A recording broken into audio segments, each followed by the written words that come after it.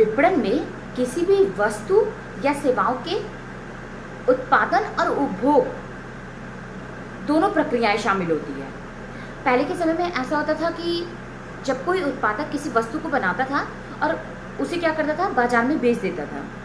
लेकिन अब विपणन के क्षेत्र में काफ़ी परिवर्तन हो चुका है। अब उत्पादक किसी भी वस्तु का निर्माण ग्राहकों की आवश्यकताएं, उनकी रुचि के आधार पर ही करता है।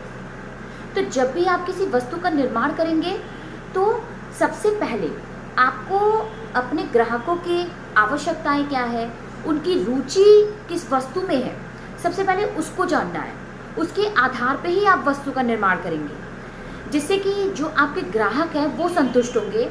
जब आपके ग्राहक संतुष्ट होंगे तो बार बार वो आपके ही वस्तु को खरीदेंगे। तो सबसे पहले इसमें होता क्या है कि आप अपने ग्राहकों की आवश्यकताएं, उनकी रुचि किस वस्तु में है, सबसे पहले उसको पहचानेंगे, फिर उसके आधार पे आप वस्तु का निर्माण करेंगे। जब भी आप विपणन करें तो आपको कुछ बातें ध्यान में जरूर रखना चाहिए, जैसे कि अपने ग्राहकों के अपेक्षाएं और उनकी आवश्यकताएं, उसको ध्यान में रख करके ही आप किसी वस्तु को अपने ग्राहक को बेचें। और आप कभी भी ग्राहकों को किसी वस्तु को खरीदने के लिए बाध्य ना करें। जब आपकी वस्तु उनको अच्छी लगेगी तो वो आपकी वस्तु को जरूर खरीदेंगे, लेकिन आप उसको खरीदने के लिए उनको बाध्य न करें कि वो आपकी वस्तु को खरीदेगी।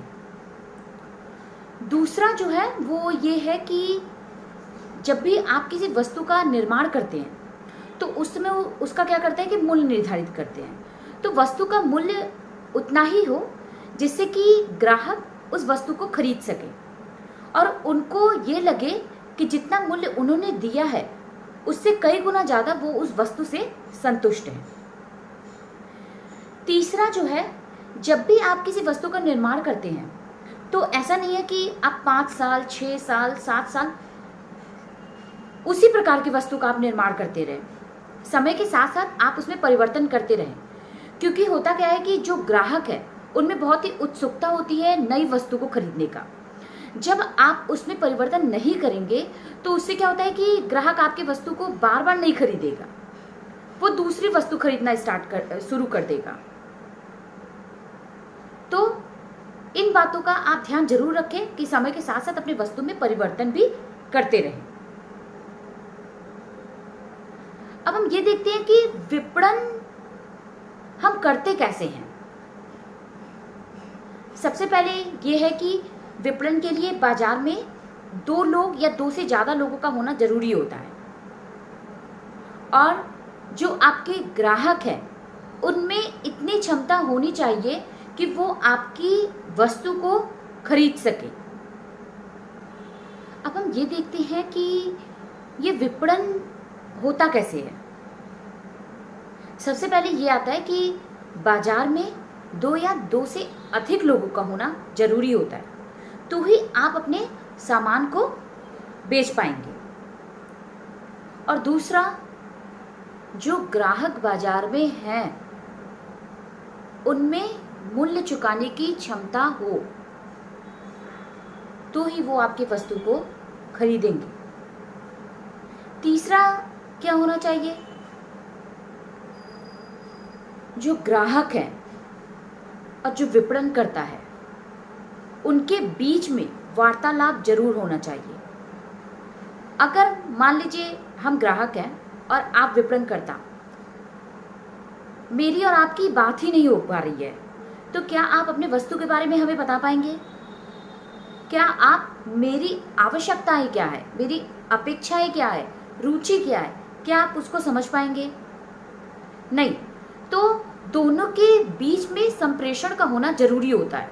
जब संप्रेषण होगा तो आप लोग एक दूसरे के बारे में जान पाएंगे और जो ग्राहक है आपकी वस्तु को खरीद सकता है, आप अपनी वस्तु को बेच पाएंगे। दोनों बाजार में अपनी स्वेच्छा से काम करते हैं, कोई उन पर दबाव नहीं डाल सकता है, कोई उनको बाध्य नहीं कर सकता है कि हमारी वस्तु को खरीदें। और ना ही कभी ग्राहक अपने मनमाने ढंग से विक्रेता को मूल्य दे सकता है।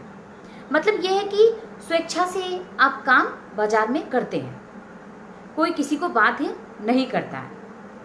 अब हम ये देखेंगे कि विपणन के कार्य क्या है, मतलब विपणन के लिए आपको क्या क्या करना होगा।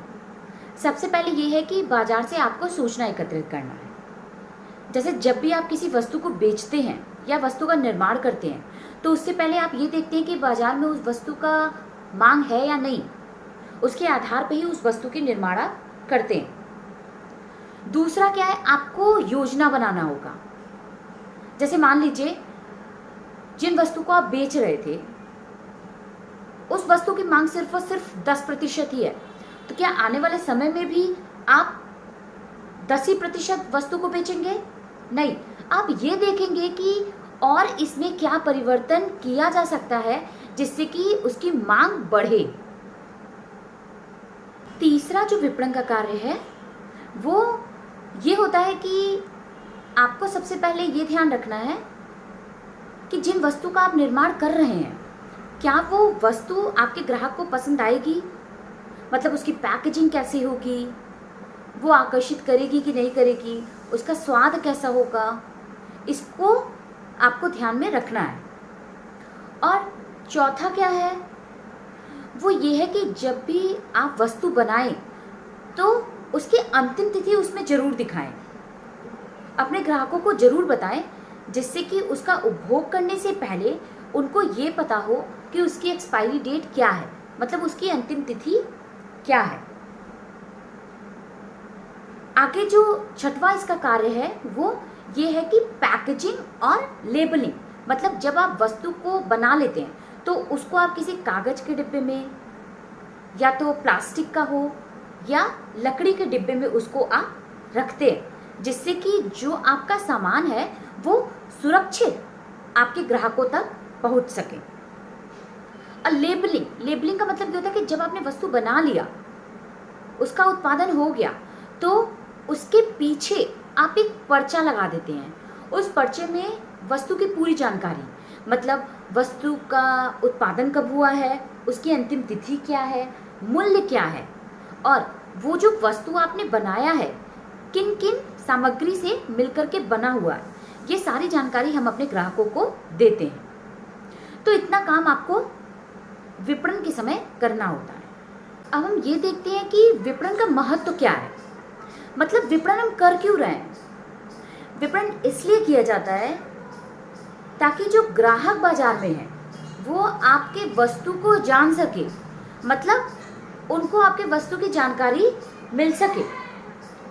जब वो आपके वस्तु को देखेंगे तो इससे क्या होगा कि वो उसको खरीदेंगे, आपकी जो बिक्री है वस्तु की उसमें वृद्धि हो जाएगी, मतलब आप ज़्यादा से ज़्यादा लाभ कमा पाएंगे। और अगर आप यही वस्तु अच्छी गुणवत्ता वाली वस्तु को बेच रहे हैं तो इससे एक लाभ आपको और होगा कि आपके जो व्यापार है उसके प्रतिष्ठा में वृद्धि होगी। आपके व्यापार की जो छवि है वो बहुत अच्छी बन जाएगी। तो आप ये कोशिश करें कि जिन वस्तु का आप निर्माण कर रहे हैं, जिन वस्तु को आप बाजार में बेच रहे हैं, उसकी गुणवत्ता बहुत अच्छी हो, मतलब अच्छी क्वालिटी, अच्छी गुणवत्ता वाली वस्तु ही आप बेचें, जिससे आप अपने ग्राहकों को संतुष्ट करें। और जब वो संतुष्ट होंगे तो आपके वस्तु को खरीदेंगे, जब वो वस्तु को खरीदेंगे तो उसकी बिक्री बढ़ती जाएगी। जब बिक्री बढ़ेगी तो इससे आपको क्या होगा, लाभ होगा। अब मैं आपको ये बताती हूँ कि विपणन की प्रक्रिया क्या है, मतलब एक के बाद एक आपको विपणन के लिए क्या करना होगा। सबसे पहले आपको बाजार और जो ग्राहक हैं उनके बारे में जानकारी इकट्ठा करना होगा कि आपके जो ग्राहक हैं उनकी आवश्यकताएं क्या है, किन वस्तु की उनको ज़रूरत है, और लंबे समय तक कैसे हम उनको बना करके रख सकते हैं कि सिर्फ और सिर्फ वो आपके ही वस्तु को खरीदे। दूसरी प्रक्रिया में क्या हो सकता है, ग्राहकों को प्रेरित करने के लिए किन रणनीति को अपनाना है। जैसे किस क्षेत्र में आपको वस्तु बेचना है। अब आप ऐसे क्षेत्र में तो वस्तु को बेचेंगे नहीं जहाँ पे ग्राहक ही ना हो। आप ये देखेंगे कि ऐसा कौन सा क्षेत्र है जहाँ पे हम उस वस्तु को बेच सकते हैं, मतलब उस क्षेत्र में वस्तु की मांग ज़्यादा है, और आपको एक उचित मूल्य निर्धारित करना होगा जिससे कि ग्राहक आपके वस्तु को खरीद सके और उससे संतुष्ट हो।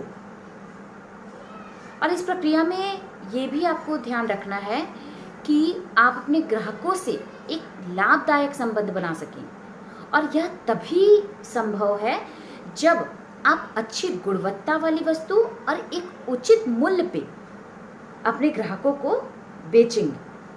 तो इससे क्या होता है कि दीर्घकालीन उनके साथ संबंध बन जाता है।